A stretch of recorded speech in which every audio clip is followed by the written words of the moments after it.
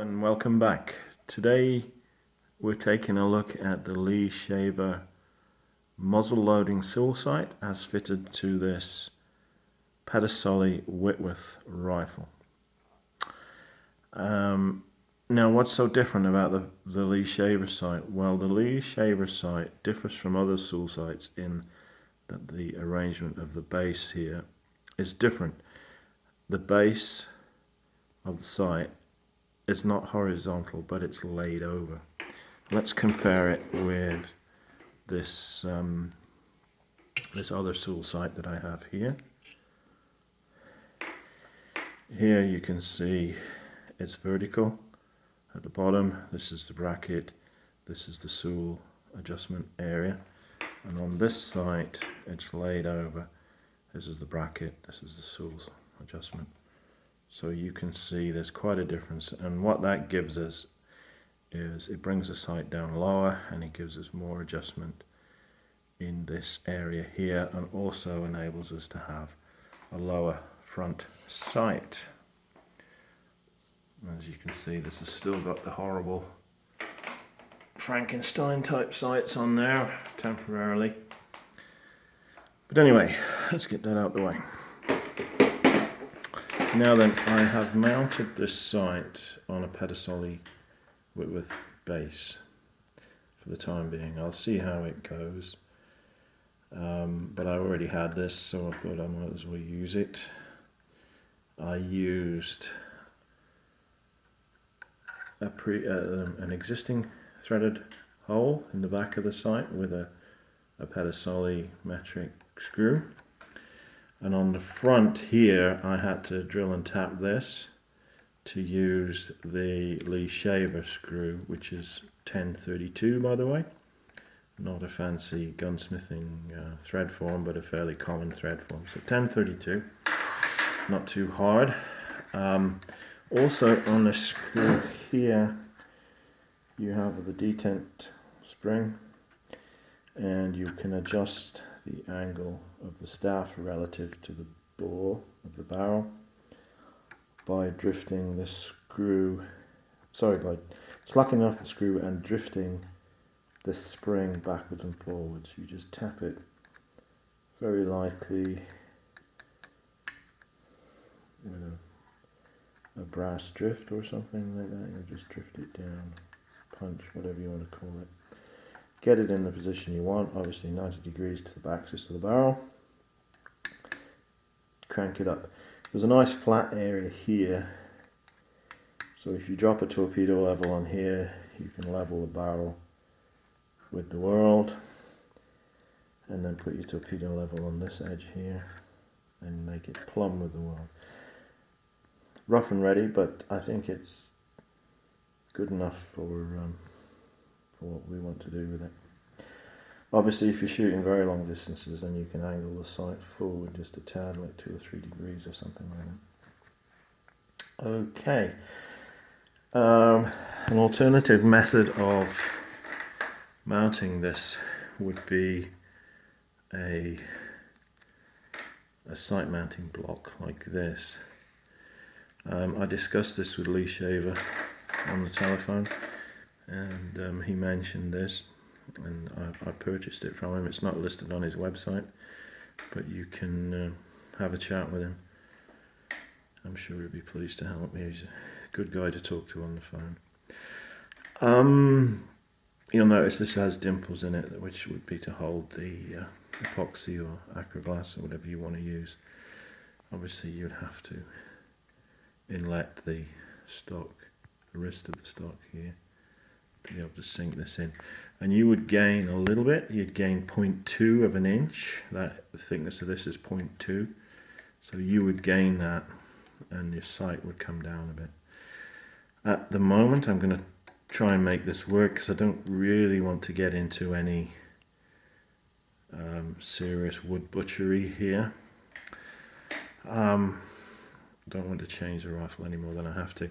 If I'm going to change it, what I think I'll probably do is take the tang out and lengthen the tang like some of the original Whitworths had. The tang stops somewhere here. It's quite a short tang on these. So I would extend the tang and inlet that into the stock, and obviously drill and tap it to take this sight.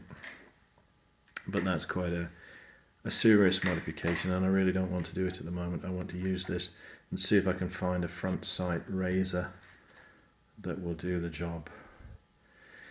At the moment we've still got 4 feet of snow out in the backfield, which is my 100-yard range, and it's not going to be possible to shoot this for a while. So I'm going to try that horrible sight block there. I think I might have to take one of the sandwiches out. But anyway, we'll try it first. Okay, let's get back to the sight. Let's have a closer look at some of the adjustments here. Obviously, it's a vernier sight. It's only marked on the left-hand side here, so it will not favour left-handed shooters quite as well as it will favour right-handed shooters. The minor graduations here are 5 minutes of angle, or 0.05 of an inch. The quarter, the half, 3/4, or the 1 inch is marked, but the intermediates aren't. So you'll have to work that out for yourself. I would have preferred it if they were marked, but obviously there's only so much room there. The vernier scale is not marked either. The 0 is marked, and there's a 5 on it. I always think that the 5 is redundant. You never really use it. Well, I never do, but I would have liked some markings on the other 4. Would have helped me with my failing eyesight, let's say. The adjustment on this is a long screw. It's very good. There's very little backlash, if any at all. So that works quite well. So yeah, so the vernier works the same way as most Soule sights, most Creedmoor sights.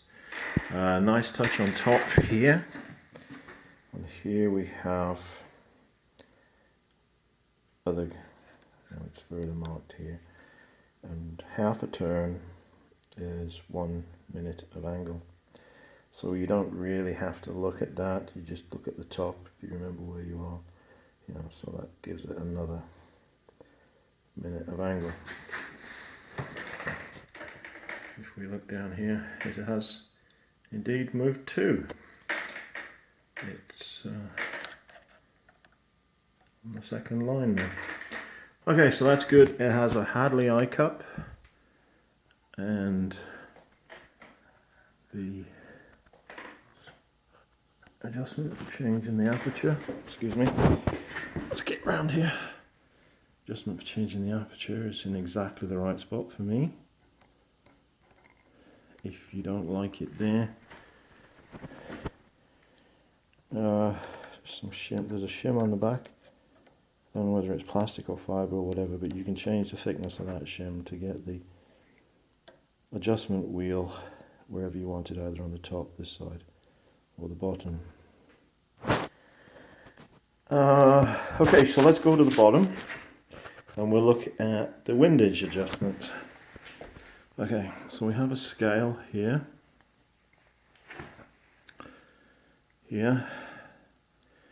and each line is 3 minutes of angle. I've measured it.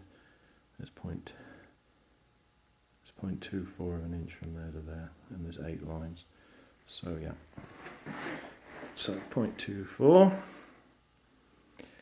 is 24 minutes, divided by 8 is 3. So each line 3 minutes of angle. On this side we have adjustment, starts at 0, goes 1, 2, 3, 4, minor adjustments or minor markings to 1, another 4 to 2, and then we're back to 0. My criticism of this is that these markings are rather indistinct, and that 0, it could look like a 2 in poor light. I have to wear glasses to be able to see this, but you know, as you bring it around, I think you can see what I mean. If you compare it to my other Soule site,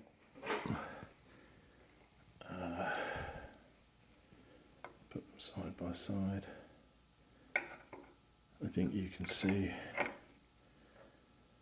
for me at least, you know, the one on the left is easier to read. But anyway, that's a minor criticism. Also, this is a dull black, where the other one is blued. It would be nicer to have it blue, I think, but obviously everything has to be built to a price point, and this is not the most expensive site on the market. It's very reasonably priced, I think, for what it is. One good feature is the staff is fairly narrow, and it will fit alongside the hammer when you lay it down, like that. Okay, I think that's about all. I'm looking forward to using it when the snow goes, whenever that is. But yeah, it's by and large very well made. The adjustments are very crisp. There isn't a lot of choice. I think there's only this one on the market with this arrangement at the base of the Soule. You don't have an awful lot of choice, but there we are. It will work. It'll be great, I think.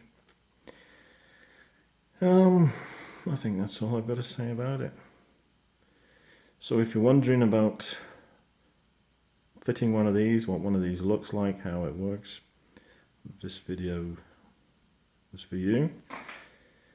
And to everybody out there, enjoy your shooting, have fun shooting. Take care of yourselves, look after one another. I'll talk to you next time. Goodbye.